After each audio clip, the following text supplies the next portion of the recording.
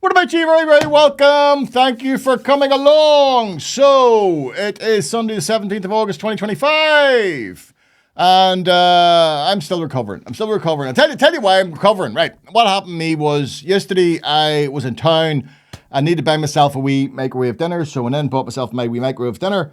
And I thought to myself, wee treat. I'm going to buy myself a wee dessert. Bought myself a wee dessert. Now, the thing is, I'm celiac. You understand? I'm celiac. I'm gluten intolerant. So I have to be very careful. So I bought the dessert I always buy.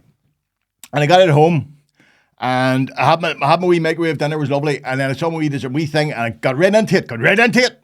And I knew in the first bite, right? I swallowed the first bite and I knew, oh, God. Because it tasted too good.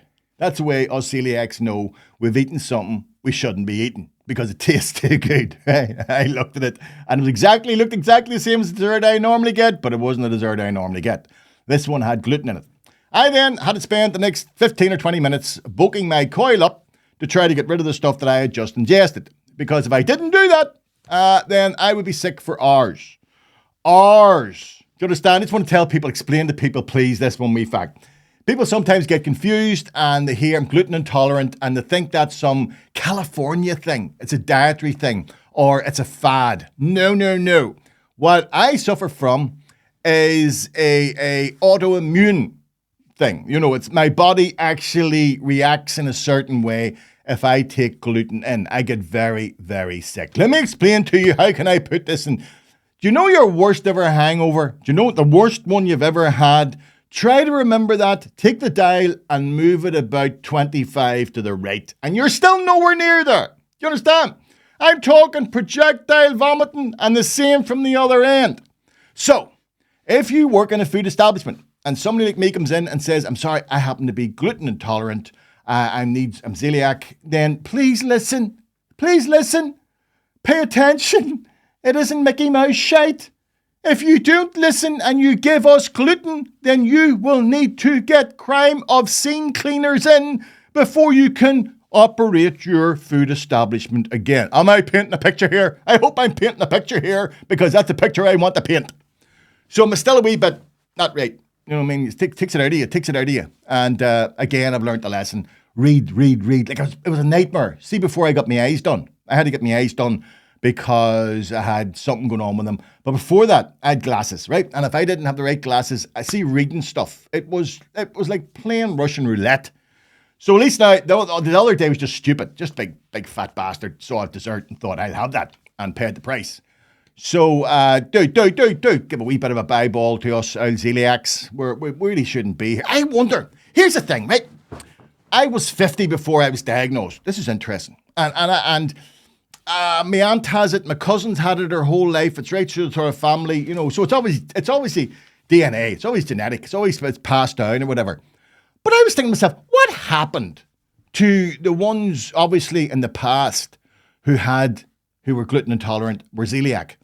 Because I know that I came very, very close to not being here. You know, that's how serious it was. I dropped down to about, I don't know what I was, something like 10 and a half or 11 stone. Now, I am sitting at near 14 and a half stone. Most of my life, I've been 15 stone. I'm a big man, you understand? So it's not Mickey Mouse stuff. I could not eat. That's the stage I got to. I could not eat food. I was that sick. So I was thinking to myself, what happened to all the people in the generations before? And I was saying this to one of my relations, and the country are very straight. They just died, hey. They'd been said they'd got gout or something. They'd have said they got allergy or something. They'd have just been dead. That's it, they just died. We just died. So it's bad to have it, but I'm glad to have it now when we know what it is. Because it took me 2 tests. I paid for the first examination, which isn't nice. It's a tube. Right, so it's not nice. And that came back, no, you don't have it. And I get sicker. And then my cousin, God bless her, she has it. And she told me to go back and get tested. I got tested, and there you are. I actually had it. And what happens is, now that's now 14 years I've been on gluten-free. And what that means is my body is now so hypersensitive. If I take in any gluten, stand well back. He's going to blow. He's going. Enough about that. We've done our way, right? So anyway, this morning was interesting. I spent this morning visiting the Peace Wall in Belfast at Cooper Way. It's the first time I was ever over there. First time I've ever actually been over at the Peace Wall. And very impressive it is. It's a big construction. It's a big one. Like, you would find it hard to get a brick over that. You'd find it hard to get a brick couped over that there. You'd need to be an Olympic javelin thrower to get a brick over that. What's always baffled me about calling them peace walls, only here, where would violence breaks out, that place would be called a peace wall. You know what I mean? It should be a war wall. That's what it should be called. I was there for a simple reason. I was doing publicity shots, photos for my upcoming tour, Jake O'Kane Needs New Teeth tour. Tickets on sale now at your local theatres across Northern Ireland, or if you live in the north of Ireland. I'll be on the road, my good friend Terry McHugh, from the end of December right through to February next year. So get your tickets, get them now. But back to this morning. That's the ad over. I was having my pictures taken by local photographer Andrew Gilliland, and I was travelling over to meet him in the car, and see, halfway over, I had a moment, and it was a moment of genius. And I suddenly realised, hold on, I went straight back to the house, went out to the back garden, and got my props, which were a sledgehammer and a pickaxe.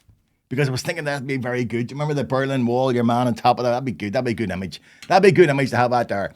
So the first problem we had when we arrived over at the wall was we couldn't get anywhere. It was bunged. It was bunged with black hack drivers showing tourists, right? Giving tourists a tour, right? They're parked tail to toe. You must be. How can you get a taxi up a Shankill of the Falls these days? Because they're all over there at the wall. And so there I was. I said, we could sneak down a wee bit. I got the old pickaxe out, and your man was up there taking a picture, and I was holding the pickaxe. And I suddenly saw about 4 black hack drivers going, yeah. I'm only taking a picture, lads. I'm not going to hurt your wall. Because this is a cash cow for them. Do you understand? See, even if peace did arrive, there would be a blockade by black hack drivers before that wall ever come down. They make too much money out of that wall for that wall never come down. And I was standing, and one of them was moved on up, and and I could hear him, and he got into it, right? And right, boys and gentlemen, this is the famous peace wall in Belfast. This wall was put up in 1967 to protect the Catholic minority population from an onslaught from the Protestant side, who tried to burn down Clonard Monastery, but were repelled by brave freedom fighters. I had my Tourette's moment, you understand? I couldn't help myself. I just shouted out, he's talking shite. See what he's saying? He's making all that shit up. He took it, and it was good crack. He looked, that's all right, ladies and gentlemen, that's a local comedian. Not a very good one. That's Jake O'Kane. Not a very good comedian, but he's a local comedian. Had to give him that. I doffed my hat at him. Fair play to you, son. Fair play to you. But this isn't the first time I've had a sort of run-in with black hack tour guides, right? Way back in the day. Now, you'll find this hard to believe, but it's absolutely true. I had a friendship, still have a friendship, with, would you believe it, a nun, right? A nun, a practicing nun, a real live nun. Nun with a habit and stuff. No Mickey Mouse nun. Called Sister Ethna. Now, Sister Ethna had a wee business, and Sister Ethna had a wee collection box because her order, it's a missionary order, and it's called Sisters of Our Lady of the Apostles. Nice wee short one. Anyway, they work away in Africa, they work around the third world, and they do a lot of good work. So she got a good quid out of her wee box, and she'd call in, and we'd chat away, and we became friends over the years. Now, Sister Ethna is a very impressive human being, right? Because not only is she a nun, she's a doctor. She's a fully trained surgeon. And that's what she did. Her whole working life, she spent in the middle of Africa tending to the needs of the local people as a medic and a surgeon. And we're chatting one day, and she just sort of commented that her patients loved her because she was ambidextrous. She could work with both hands. And I was sort of thinking to myself, well, I couldn't help myself. Sister, what's that matter? She says, Well, I can operate twice as fast as my contemporaries. Well, that's good, sister. And get through more, was it? No. Where she was, quite often, she had to operate without recourse to either anesthetics or painkillers. Do you understand why a quick operation would be important there? Fair play to Sister Ethna. So, time passed, and one day I'm sitting, and I get a call from Sister Ethna. Now, what happens is her order has a get-together every 4 years to bring all the nuns into one place to meet and whatever it is. It happened this year, it was in Belfast. And Sister Ethna, the nuns had a couple of hours to kill in Belfast, and she said to me, who does she know? She knows me. She asked me, do I know anybody who could show them the murals on the Falls Road? Well, wouldn't you know it, boys and girls? I know a lot of people. One of my good friends is a man called Dr. Tim Cunningham. And Tim is a very bright chap who's a bit of a local history buff. And he generously agreed to come along with me and show the nuns the mural. So we end up in this wee minibus up a Falls Road, park up and get the nuns out. They're all in their civvies. They all come out. About 15 of them. Dr. Tim's giving it large about the murals, about history and about all the rest of it. And there's black hack drivers all round us. What I noticed after about 15 minutes was, see the tourists with the black hack drivers? They started leaving them and coming over to listen to Dr. Tim. And I saw these guys going, he's trying to work a nush here. He's trying to elbow a nush. I see, Peter, have you done time? Have you done your time, son? So I said, Dr. Tim, let's get away here. Let's just, time to move on. So we get all the nuns back in the bus and we jump on. And Dr. Tim, here's the thing with Dr. Tim. He's middle class. Do you know what I mean? And he's cross community. And he's maybe not as street savvy as I would be. So Dr. Tim had the wonderful idea of saying to the minibus driver, drive across Northumberland Street onto the Shankill so I can show the ladies the loyalist murals. Fair enough. I was not too happy about this, but I didn't want to throw. I just said, all right, I'll go along with this. So over we go. We're sitting outside the Rex Bar on the Shankill Road. Do you understand? The Rex Bar on the Shankill Road. And the nuns get off, and I just happened to look behind. I hadn't noticed there was about 8 old nuns sitting there in the full nun outfits. The things, the hat, the black and white penguin outfits sitting there. They hadn't got off the bus because they're too old. We're outside the Rex Bar in the Shankill Road. I said to them, sisters, if anybody asks you what we're doing, you're on a hen night. Do you understand? We're all on a hen night here. I am a lapsed pig, but I prayed. I prayed till we got them nuns on that bus and got out, I tell you. Ho-ho! This is the things that happened to me. Trying to do a good favour. You see what happens when you try to do a good favour? God sometimes does not bless you. He tests you even more. Well, that's a funny wee story about the peace walls, but here's the thing, which isn't so funny. Did you know, because I didn't know till a while back, there are more peace walls here today than there were during the height of the Troubles? So much for peace in our time. Could it be our politicians are not working as hard as they should be? Maybe they're still up in their subsidised canteen, stuffing their faces. Don't get me started on that again. Don't get me started. But if you want to ask your MLA something, ask him why you should pay for his dinner. That's what I want you to do. Whoever your MLA is, I want you to phone them or write to them or email them and ask them why they think they deserve to have their meals subsidised when the rest of us who aren't on 50 or 60 grand a year pay for our own lunches. I'd be interested to see what they reply, by the way. Just do that for me, will you? I don't ask much of you, because if I email them, they just tell me to off, you understand? But if you do, they have to answer you, and that's a good question to ask them. When we have cuts, our doctors can't get pay increases, our public servants can't get pay increases, our nurses can't get pay. Why is it we're subsidising their dinners? Just ask them, please, for me, and see what they say and get back in touch with me. You want to do it, go on, do it. You do. When 12 cartoonists were slaughtered in Paris by Islamic fundamentalists, world leaders rushed to Paris to show their solidarity. Well, so far, 60,000 civilians, 20,000 of whom are children, 237 UN aid workers, 240 odd journalists have been murdered by the IDF in Gaza, and world leaders turn the other way. Part, of course, me, Mickey D. Mickey D down south, you're a legend. So I think we have a duty now to realise that we have to be more careful in the news we are being fed. We can't just watch the news blindly or just take it all in without questioning it anymore. Right? Proof of this was during the week, 6 Palestinian journalists were murdered by the IDF during the week. They were in a tent outside a hospital, and the IDF bombed that tent. They said they were after one journalist who they claimed was in some way connected to Hamas.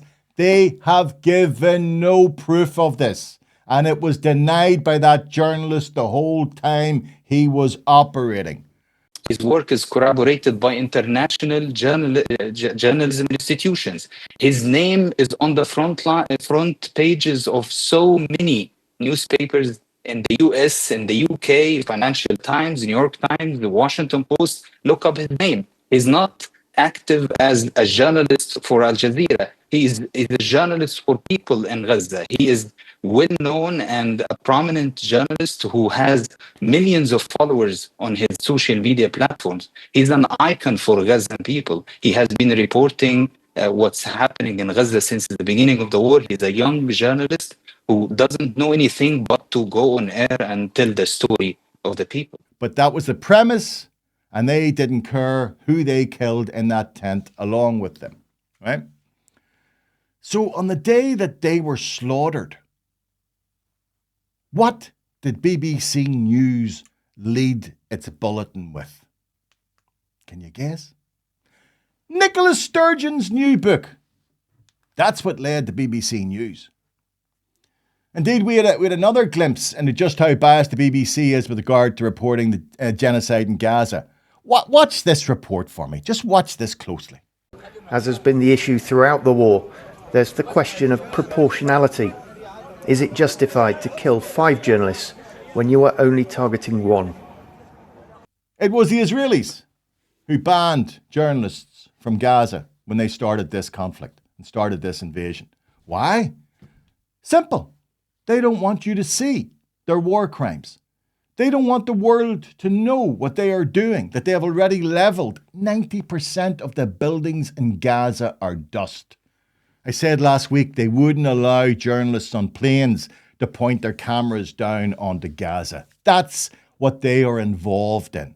They are involved in treating the world's journalists like mushrooms, keeping them in the dark and feeding them shite. So, the brave local Palestinian journalists from Al Jazeera News, particularly, who have stepped in to that void and who bravely report what's actually going on the ground, the IDF are now systemically slaughtering them 1 by 1 or 6 by 6. They've killed hundreds of them. And all the while the IDF murder machine is in full throttle, a quisling Western media is willing to excuse and or ignore what is happening in front of their eyes. A very late convert to the reality of what is happening in Gaza was Piers Morgan. But we have to give him credit that at least he's woken up and is now giving a voice to the reality of that conflict. If we go through one by one, I'm not sure if we have enough time to go through simply the 270 plus journalists that have been killed in the past 2 years alone. But I want to highlight just a few of those that have been killed over the past 100 years, either by Israel, the Israeli military, or by Zionist terrorist organizations. Zionist terrorist organizations here, I'm borrowing the phrase used by the British government and the BBC back in the early 20th century when there was some sort of credibility amongst establishment media and the British political system. Let's go as far back as 1924, when at the time there was an anti-Zionist Jewish journalist who was Dutch by the name of Jacob Israel de Haan, who was killed by the Haganah, which was one of the key groups that actually formed the Israeli military afterwards, because he wrote anti-Zionist articles in 1924. Let's go into this century when we're looking at Raffaele Cirello, who was an Italian photographer for Corriere della Sera, who was killed, murdered in Ramallah in 2002. Or let's look at Shireen Abu Akleh, an American Christian who was sniped by the Israeli military the day they wanted to go in and commit more crimes in Jenin, in the West Bank. And not only did they not rest at murdering her on camera, they decided to attack her funeral in front of the world because of the impunity that Israel has. Let's look at the beginning of this genocide in 2023, when they killed Reuters journalists on the border with Lebanon. And they killed Isam there and blew off the legs of Christina Abiasi. There is a string of perpetual attempts by the Israeli military to murder anybody who wants to show the world the truth of what Zionism is and what Israel does. So the fact that we are here today in 2025 discussing or giving any sort of credence to serial killers, serial liars, as if what they say bears any weight whatsoever, is actually reflective, as a shame, more onto us as media personalities and as channels and as newspapers, because you wouldn't be sitting down with a serial killer or a serial rapist and giving them any sort of credence or credibility to what they're saying. You would see that long litany and long list of their crimes and understand that whatever they say means nothing. As I've stated ad nauseum, we can no longer trust the BBC or other mainstream media to report on the Israeli genocide in Gaza fairly. Often it comes down to social media, would you believe? And I'm no great fan of social media, but it's social media which best calls out the inherent hypocrisy surrounding that conflict. For instance, this is Prime Minister Keir Starmer, once again rolling out the carpet, the red carpet, for Ukraine leader Zelensky. Fair enough, which of course is the right and proper thing to do. The Russians should be rebuffed for their invasion of Ukraine. But I want you to watch this short clip and notice his equivocation when dealing with the conflict, not in Ukraine, but in Gaza. Just how he talks about both. Just starting with those awful images coming out of Ukraine in the last few days, they're horrific. And they're really harrowing, and I think nobody who's looked at them can be left untouched by them. I actually turned the newspaper front pages over at home the other day because I didn't want our children to even see the images. And I think it's very important that when we see acts like this, that we call them out. They are war crimes. What I don't think is wise, and this is, we're always being asked to do this, is for politicians to sit looking at clips on social media or on programmes and forming instant judgments about whether it's a breach of this law or that. That doesn't seem to be wise. As the criminal cabal of right-wing Zionists which make up the Netanyahu regime push for their final solution, and I use that term deliberately, push for their final solution in murdering the remaining 2 million Palestinian population either through war or starvation, we now know that the chant from the river to the sea was always an Israeli, not a Palestinian ambition. And while Netanyahu has cover from that other criminal in the White House, he should remember his immunity won't last forever. And his actions are being called out by organisations such as UN Human Rights and Amnesty International. The world is watching, and it isn't being blinded by the lies of mainstream media. Do it again. The world is watching, and it isn't being blinded by the lies or obfuscation of mainstream media. We see what is happening, and those responsible will one day be held to account. In a world where the news is all too often horrific, it is a pleasure and a relief to be able to congratulate local woman Grace Chambers, who's just completed her 250th park run. Now, what's so big about that, Jake, you say? What's the big deal there? I'll tell you what the big deal is. Grace, she happens to be 97 years old and has just undergone heart surgery. What's this? So the only person celebrating a milestone today is Grace Chambers. 97-year-old Grace Chambers has become Europe's oldest parkrunner to reach the 250-run milestone. Grace had heart surgery 4 weeks ago, but that didn't stop her from taking part, and she won't be giving up anytime soon. I feel glad I've done it, because it's always a possibility I wouldn't. But I never look negatively at things. Always knew I would, if I set a goal, I try to achieve it. Ooh, not put you to shame.